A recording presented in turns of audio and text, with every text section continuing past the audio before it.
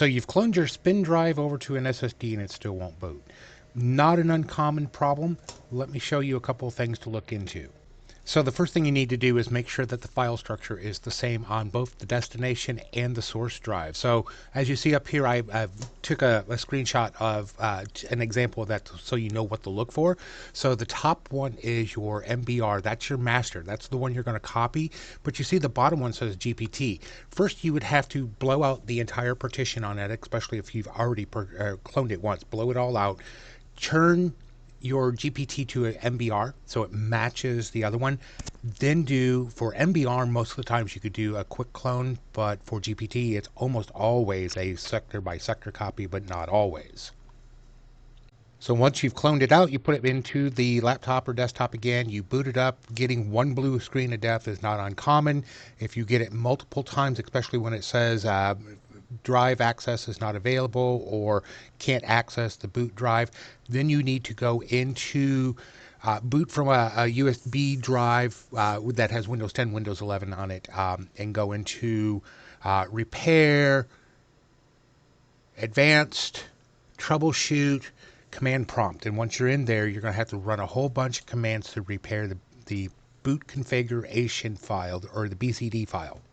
Once you're into the command file, you're going to do, or the command prompt, you're going to do these commands here. Make sure you are on, when you switch from the XT, whatever drive it is that you boot into, I think it's X when you're using the flash drive, go into your C drive and make sure you do the dir command and find the Windows folder. If not, try D, because sometimes that happens. And then the commands where it says C:, change it to the appropriate drive letter that you need to match the Windows folder. Once all of those commands are done, you're going to click out of the command prompt. It'll bring you back to a menu option. You can say continue to Windows 10 or Windows 11. If it boots up, great, you're done. And then once it gets back into the Windows operating system, you can do whatever other normal maintenance that you normally do.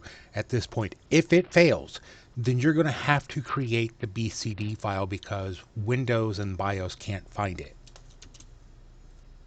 And that's where you're going to use these commands. Now be very careful with this because you will erase that drive. The nice thing is you've still got your master that you could reclone from, but if you do these commands wrong, you can screw up that drive and you'll have to reclone it. So just look up there. You'll see the first part is talking about going into Diskpart, selecting the appropriate drive. Usually it's hidden. It's usually 500 or 200 megabytes. Doesn't have a drive letter, so that's why you have to assign the drive letter. By default, I use T, and then you do those other commands that are underneath it.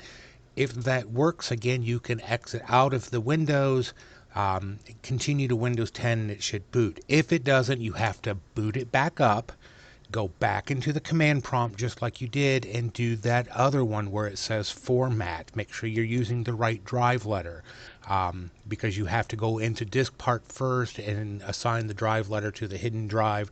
Then you can go in and format it and copy the boot records back out of it. This one does require a hard boot, so you would back out, and if it gives the option to turn off your PC, turn it off, turn it back on. Hopefully it'll boot at that time. Not uncommon that these things happen. Most of the time, though, with a sector by sector copy, it's flawless and perfect and goes through. So being a techie person, you kind of understand everything I was just doing there. If you're a novice or you're trying to do this on your own and you are not comfortable, consult a professional such as myself if I'm in your area, or someone else that's fully qualified to do this, because you will screw up your computer if you do this wrong. So fortunately, it'll just be screwing up your clone, not your actual hard drive. You always have that option to go back and reclone and reclone and reclone until you can't reclone it anymore. However, like I said, if you are not technically experienced in doing this, you don't feel comfortable doing it, hire a professional to do this. Oh, and it can't be done remotely. It has to be done in person.